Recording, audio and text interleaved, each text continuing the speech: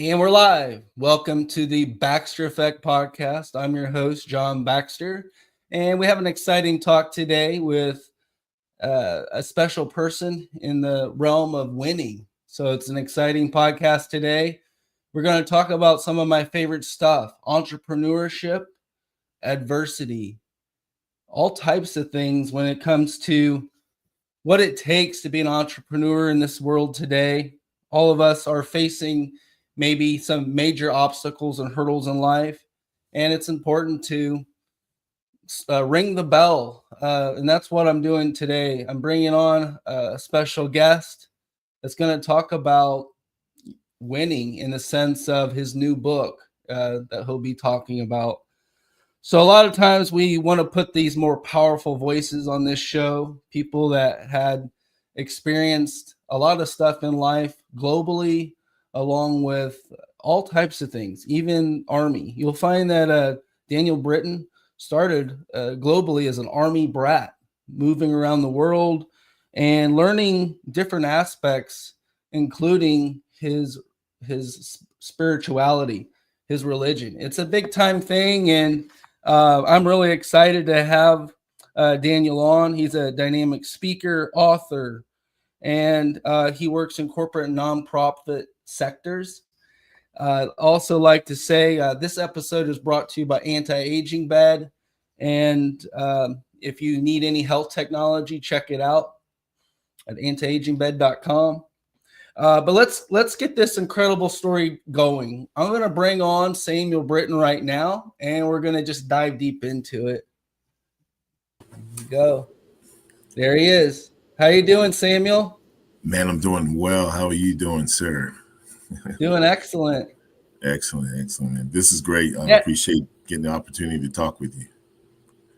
Yeah, it's a really important program today with Samuel on here. If you could give us a little bit of background, Samuel, and a little bit of how you got into this, that'd be excellent.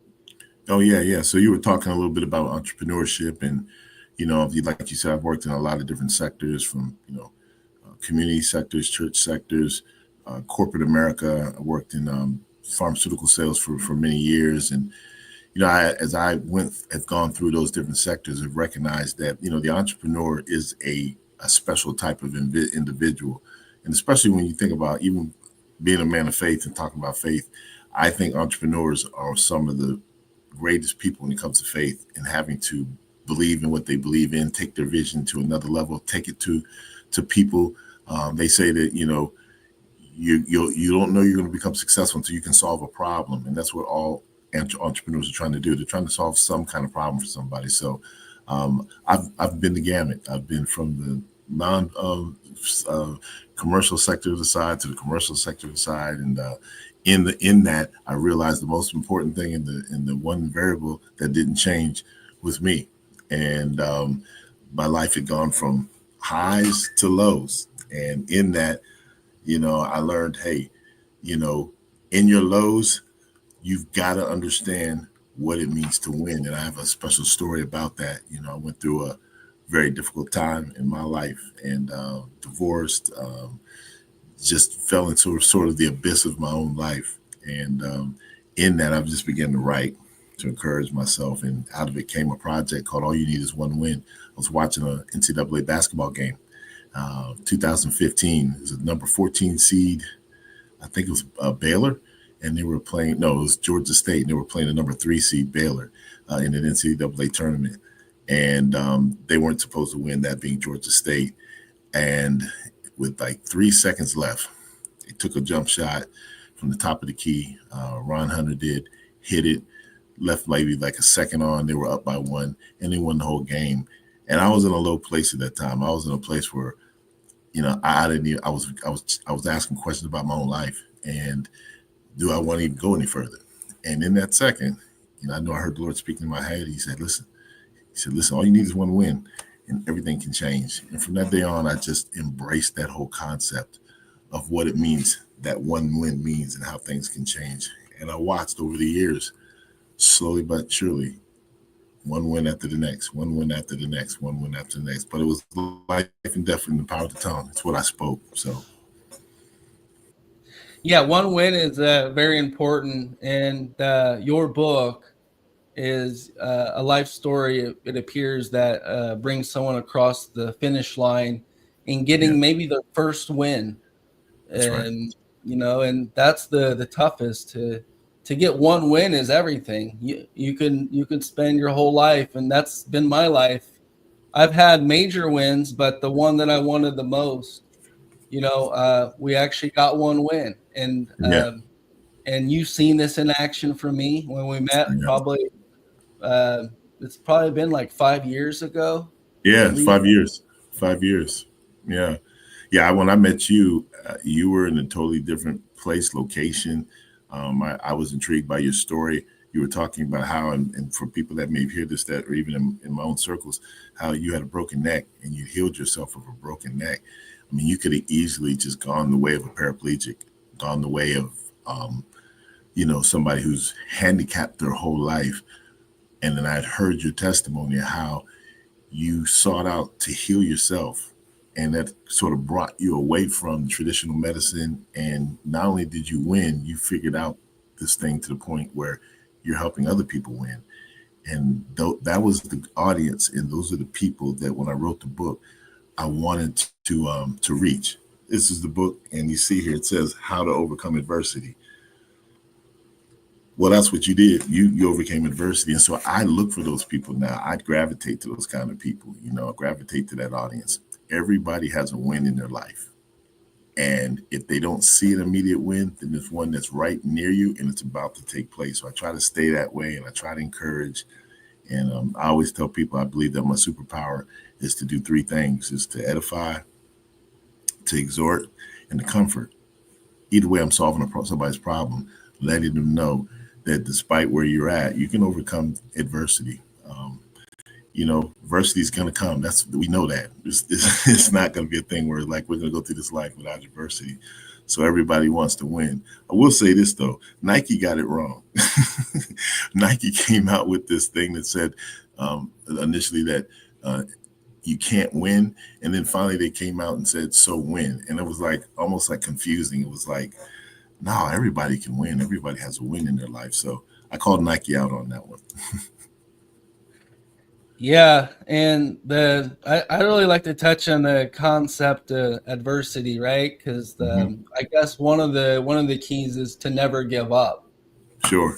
The hardest thing is like you could be so close, but you could give up at the wrong time right before you get your chance. And I think that if you hang around long enough in your passion and purpose, there's a good chance.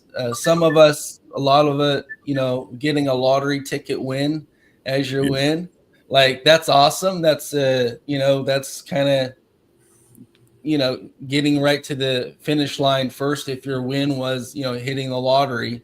But Sure. in this sense, this is a life mission and purpose. This Yeah. is not something, sometimes it's going to take you a decade or Yeah. more, usually.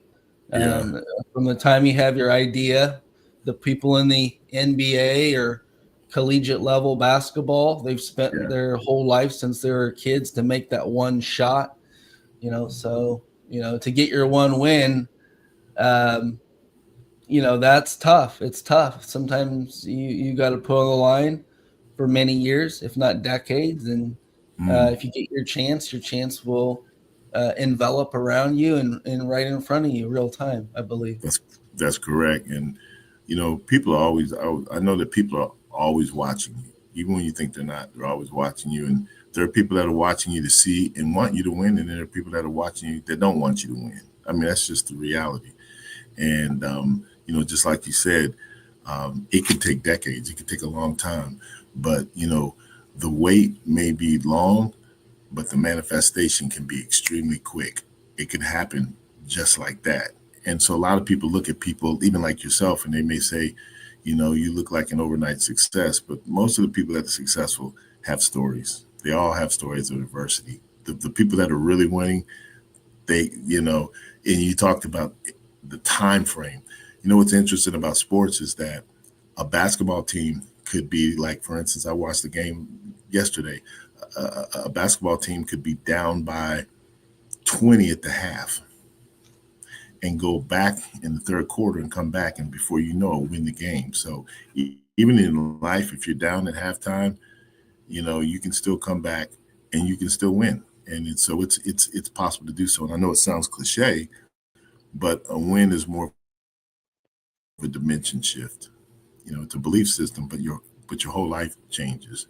Your disciplines have to change. Your belief system has to change. And so it's not just, we talk about winning, being in a sort of a cliche sense.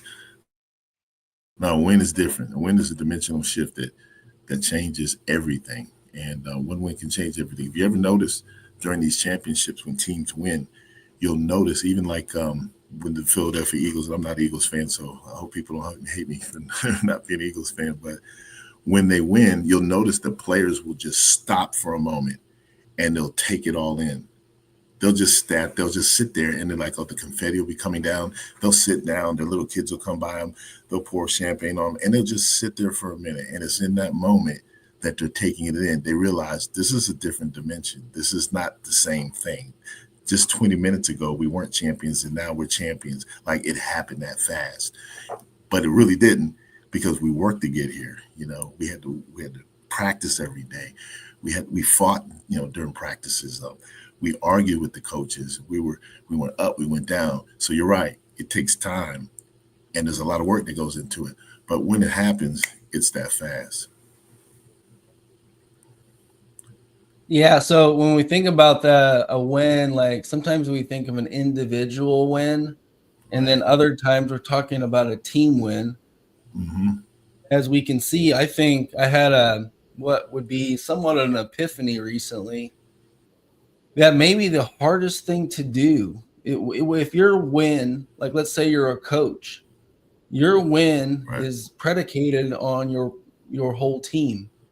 So Yes. instead Yes. of a personal win, we're talking about how does a leader with a huge team Mm-hmm. make a massive win.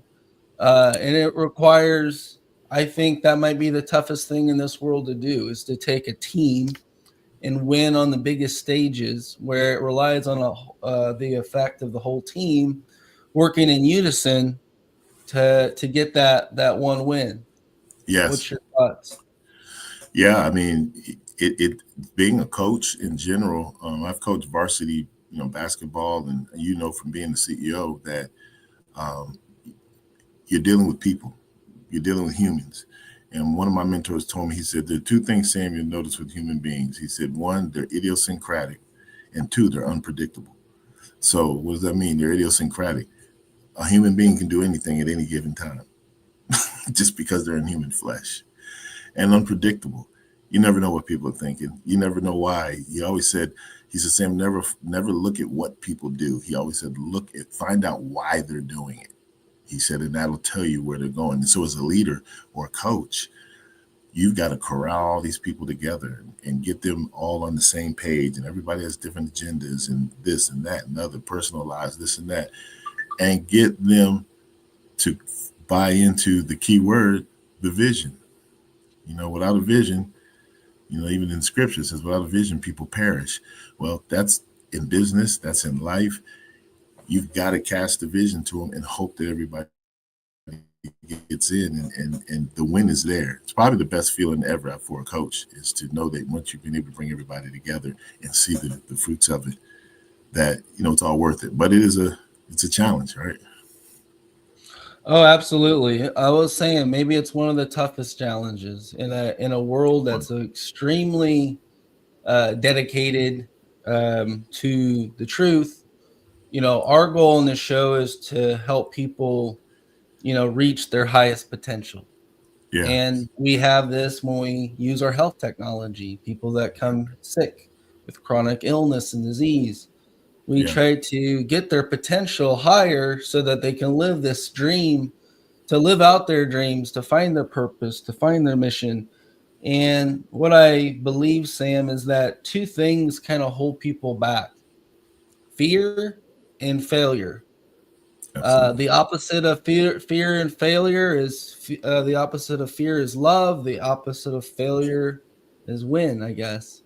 Yeah, yeah. So, like, what's your take on these two? negative things that we hear, and what could be done to flip this script? Well, that's good. Well, I always remember the acronym for fear is false evidence appearing real. It really is not there. It's really a mirage. False evidence appearing real. FEAR. So oftentimes fear really isn't what it looks like. Fear is not really um, fear is not really what it looks like. It's like a mirage in the desert. And you have to be courageous enough to be able to stand that and know that and stand against fear. But it's the most crippling emotion, the most crippling effect that a person can ever go through. Early in my childhood years, I remember the fears that I would face and how some of those try to carry. Now, failure, bottom line with failure is that failure is really forward movement, but it's in reverse. I always say that a win is nothing more than an inverted loss. I used it before. I said, you can be losing and then all of a sudden win. One of the reasons why I wrote this book, I remember I was dating this girl way back and I was in a bad state. She was dating me and I didn't have any money and I don't even know why she was with me. But I remember I was staying encouraged. I remember I had a vision for where I wanted to be. And I remember she said something to me. She said, how is it that you can be winning, but it looks like you're losing? And when she said that, that was the thing that sparked something in me. I said this to myself, and I said to her, I said, you know what? I'll probably be able to show you better than I can tell you. And why did she say that? She said it because she was looking and everything she saw was this guy's just failing here. He's failing there. He's failing here. And I know she was probably, why am I even with him? So she made that statement. But even when you feel like you're failing, you're not. A win, a loss is nothing more than an inverted win, and a win is nothing more than an inverted loss. I think about the Philadelphia Eagles. They lost the Super Bowl 2 years ago to the same team they just beat like a month ago. So they didn't give up. They had a vision. They came back. They lost. That's devastating to get that far along and lose the Super Bowl. Devastating. But they didn't lose heart. They believed. They came back and beat the same team that beat them again. Well, I would say, with coming back from adversity, pain, you could be very much stronger. Two things I see in individuals today, Sam, is that one, a lot of people come from traumatic relationships. These could be relationships when they're young or at different eras. It appears people have two big fears. Uh, Basically, a lot of them in relationships. It's a dangerous world out there. There's all types of things that can happen, and Yes. people come to me with their health problems all the time. So, a lot of times the stress from relationships is the fear or non-fear of having someone close to you. There's a Right. fear of being alone, right? There's a fear of all types of fears. But this, going back to this, it seems like a lot of people are traumatized. They can't get over their relationships. That fear that's uh, That's big. happening can't allow them to get them where they need to go. And then the other fear is like trusting themselves for their pain or their purpose.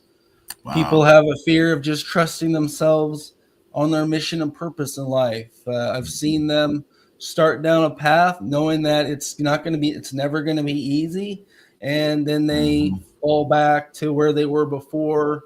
Those are the two major fears that I see, Sam. What do you think with our audience, and what could you say to them to help those people? Yeah, you hit it, and I've seen this even personally in my own family. You know, uh, trauma in your past, if it's not addressed, even if it's in your childhood, it'll chase you down into your adulthood. And there's so many people that are dealing with traumas, and then they want to get over it, and they somehow they convince themselves that they're okay when they're not. And the reality is, you have to address those traumas. early on. And you've got, well, even if you don't address them early on, you've got to address them when they're identifiable. And oftentimes it's going to be outside of yourself. And that word trust is critical, because you have to begin to trust other people to help you get to that next level. Maybe you need a therapist. There's some people that don't believe in therapy. Some people think they're okay, but maybe you need a therapist. A therapist, if you trust in a therapist, they'll help you get to the next level. But you've got to be able to identify, like you said, you hit it right on the money, that trauma. And a lot of things that we see, a lot of things that are dysfunctional in families, go back generations. Some of the stuff doesn't even belong to the individual. It might have belonged to your great grandmother. You're dealing with some generational things. Your great grandmother was an alcoholic. Your mother was an alcoholic. You become an alcoholic, and until you break that thing, it's going to continue on through the bloodline. And so, but it's going through traumas. It's one trauma to the next. So, yeah, I think that's position A1 for breaking dysfunction. And watch this, facing, I call it the giant of adversity. I have in my book, I have this phraseology I use. I said, fee, fi, fo, fum, I smell the blood of a defeated man. And I talk about the giant of this giant that's trying to defeat you. It's like a giant, and it smells your fear. It smells your apprehension, and it just gets strength because it knows you're fearful. It knows you're apprehensive. And so it makes getting over that adversity tough until you deal with that giant of fear. Whether it's trauma, whether it's whatever it is has happened. Yeah, and I think thank you for sharing, and I think that really could help a lot of people. Just what you're saying, the we sense fear, call it a giant, call it the boogeyman, call it our ego, but that's what I typically see. In my life, I felt like I had no option, Sam. Mm, My pain became my purpose. I did have an option, give up, but I think nothing can beat hard work. What's the difference between someone that's mediocre and someone that's above average? And what's the difference between being above average and being the top 1% of 1%? Well, the only difference really is the amount of time and work that they put into it. A lot of yeah, times, you see Tom Brady. Well, it's obvious that he would beat these records and be a top standing quarterback because not only did he put more years in, he put more time in than anyone else. he And did. so his hard work paid off because he just didn't go for mediocre. If you Right, find out in the NFL, right, that the average guy is going 60 hours a week, the average, then you got to say, well, if average is going 60 hours a week, I at least got to go 80 hours a week. right. That's right. You know, Right, it really does, depending on what it is that you do, what it is that it is hard work. Nothing can beat hard work. But I think where you're going with this too, Sam, is that if you're open to your possibilities, your potential, your own skill set, you yeah, could be manifesting this win a lot sooner than you believed, getting over the fears, getting real specific in what you want to do. right, right.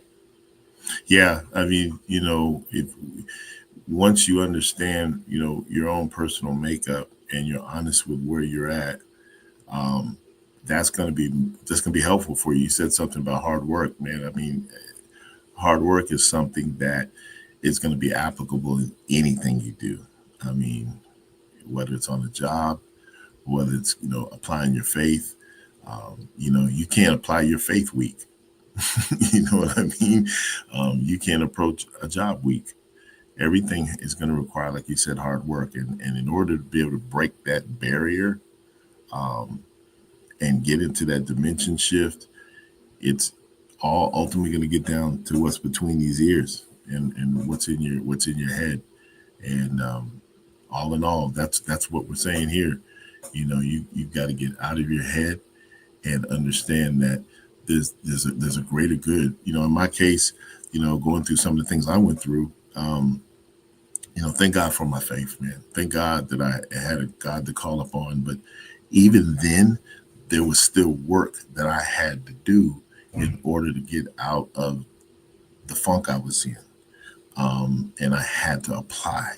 I had to apply what I knew. I knew a lot. I just didn't. I knew I had to put the work in to get out from where I was at. And you hit it. You've got to apply that hard work. You've got to apply that hard work to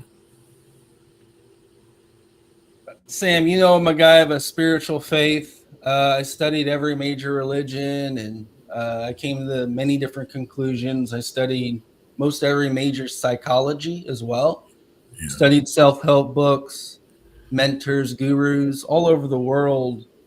And what I realized, this is my own rendition, of course, after doing this type of study, is that the hardest thing to do is to find your purpose and mission, Mm, because everything else will fall in line as long as you know it is your purpose and mission. So yeah. if you find that, right, you just have to realize that it might take you 10, 20, 30, 40 years. We find people that have huge missions, like I'm going to spread Christianity to the Middle East. This is a big, this is not an overnight thing Yeah. in that realm. There's all the people that want to change the world. These are Yeah. these are missions that you couldn't just snap a finger. You're going to go through a lot of adversity, and the first step you take, it's almost better to make no steps until you actually know and align with your mission and purpose. That's right. Once you find that, then your goals can all lead to, or your intention, your work ethic, your strategy, Yeah. can all go towards this major win. Yes. Yes. Yeah. You're in your purpose is to solve someone's problem. That's the bottom line. Anybody that has found their purpose is solving somebody's problem. And I know that that's what you've done. You didn't, when you went through that broken neck and you had to heal yourself, you didn't just laud the fact that, hey, my neck was broken. I healed myself, and you just went to tell the world. You then said, I need to help other people. I need to let other people know that they can do this too. That's the win. That's it right there. Because had you fell back on your own laurels and just said, you know what, I did this, John Baxter, I'm the man. That's not a win. The win is that, and I've heard testimonies, people who have been healed from cancer that, came through even the wellness center and stage fours and things like that. I mean, that's purpose. When you start seeing lives change, and at the end of the day, people are resources, and we have to understand that. I think, in my estimation, God's greatest resource are people. At the end of the day, that's his greatest resource. I mean, that's what he lauds over. He loves people. He has a love for people. If we have a love for people, we come into um, agreement to that mission, then we're finding great purpose. So you're right. That is the toughest thing for a lot of people. We have a lot of people following other people's purposes and not the purpose that they were created for. So that can be problematic too. Yeah, well, I met someone, like recently, that was talking about her relationship. And basically, she said, well, I was like, so what's going on? You just, you're no longer in your relationship. What happened? What's going on? And she goes, well, I was trying to take care of his life, and he had enough of it. And basically, I was thinking, well, part of your mission is to likely take care of someone else's, but it's not your 100% mission. That's You right. you actually, in a relationship, I guess this is the truth. You're Yes. working in unison with your partner to make big things happen, I guess. But and the reality is that doesn't mean give up your whole identity Mm, to something that is not at least somewhat helping you, right, right? I right. think a lot of people get lost in someone else's mission and purpose. Hmm. So that's why I was saying in a lot of relationships, you'll see one person maybe being a supporter where Hmm. someone might be running toward their mission and purpose. And what happens is when either of this fails or one succeeds, the relationship dynamic can change. Yeah, So, in the sense that we all must find our mission and purpose, yeah, in this sense, and if we're ever going to get to the point where, I guess, future happiness exists, because really, success uh, has somewhat to do with your happiness, but it's not 100% real happiness. I believe real happiness sure. exists in a harmonious situation where the simple things in life can bring you happiness, because if you're only getting happiness when you win the Super Bowl and you put decades and decades of work into it, it's probably not an existence that most people could duplicate or even want to. I know I'm kind of Yeah. moving along, but I wanted to say, Sam, I know there's only a couple minutes left. Could you give us, Hmm. a little bit about you, how to find you, and basically your kind of anything you like to tell the audience?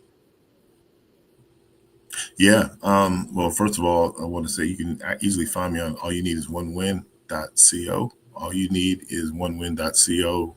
Got a site there. And so there's a number of things that you can see there about myself and about some of the publications and things I'm doing. And then the last thing I want to leave with is just I'm just going to read a chapter, just a portion of a chapter.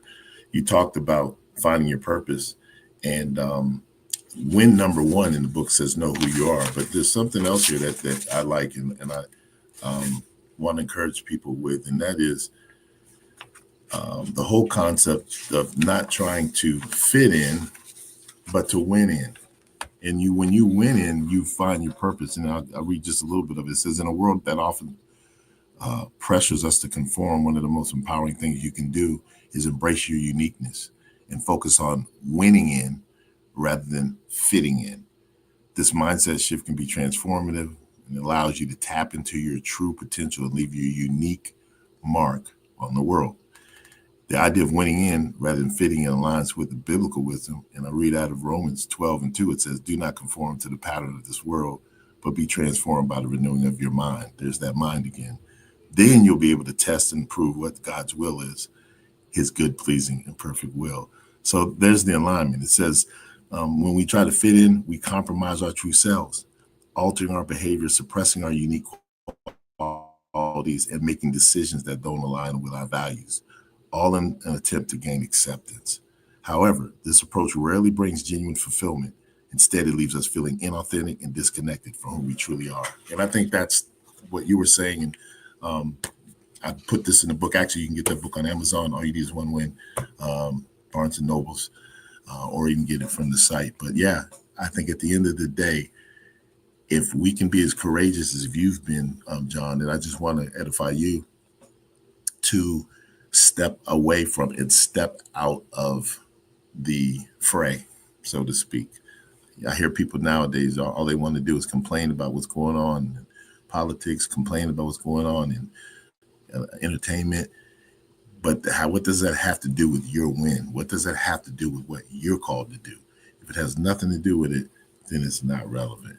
You can't win like that. You can only lose. Oh, thank you so much, Sam. What great advice. And I like that you read that script out of your book and actually read some scripture. So thank you so much, Sam. This has been a really good podcast today. And this thing is recorded, it's streamed all around Apple, Spotify, live across many different channels. Yeah, I'd like to just thank you once again. Maybe we'll have you on here in a little while. And I Thank really you. appreciate your talk today. I think a lot of people may have got a lot of great information, including your book. So Until Thank you, next time, thank you so much, Sam. man. It's an honor, man. Thank you for having me. I'm humbled to be on with you. It's a great podcast. So those of you who are following, continue to follow this gentleman. He does great things, and even some things you may not see, but he's one of the real ones. He's one of the real ones. So thank you, John. Well, Appreciate you. Thank you. thank you, Sam. Appreciate it so much. So there we have it. Samuel Britten spoke about his book, All We Need Is One Win. To wrap it up, it's so true. Like, we need some positive affirmations going on. Play your favorite YouTube 24 hours a day with quotes. Get your energy up. Start acting like an entrepreneur. Entrepreneurs move through, jump over fences, get through the mud, and get to the finish line. And it's a mindset that I've always taught in all my businesses. I've been a coach, entrepreneur, businessman, inventor, philanthropist. I've done all these things throughout my whole career. And I was lucky enough to realize through my spiritual practice that I shouldn't move or go do anything. I shouldn't get lost in my mind. I shouldn't go out running around trying to console my problems. I should sit. I should wait. I should allow the universe to expound and expand, and I should experience my body, my life, the people around me, my environment, and I should allow it to bring to me my mission and purpose. You don't have to run out and do anything to find your mission and purpose. The only thing you need to do is look into your past. This is what Steve Jobs says. Really, to know where you're supposed to be is to really connect the dots in your past. So this is not something that likely happens in your teens or 20s. This is likely something that happens in your 30s, 40s, and 50s, because you've experienced so much more life that you actually have dots in your past to connect to, so that you can find your mission and purpose and actually have a direction in your life that you could go. And that's the exciting thing here, is that we want to see people reaching their dreams, following their mission, their passion, their purpose, and giving a little bit of guidelines. Each week, I'll be talking about these things, and maybe here soon we'll have some more talks, some more ways, spiritually speaking, along with entrepreneurial types of things that can help you align your mission and your purpose so that you can live this life ultimately fulfilled. We oftentimes talk about our soul. A lot of us are running through the motions. We may be caught in a job we don't like, but realize this: that's all meant to be. The tougher, the higher the climb,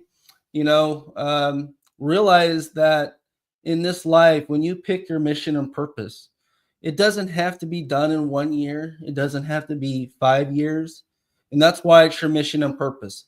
If you become 70 years old and at 20 years you knew what your mission and purpose is, and it doesn't feel like you were successful, well, take the pressure off of yourself.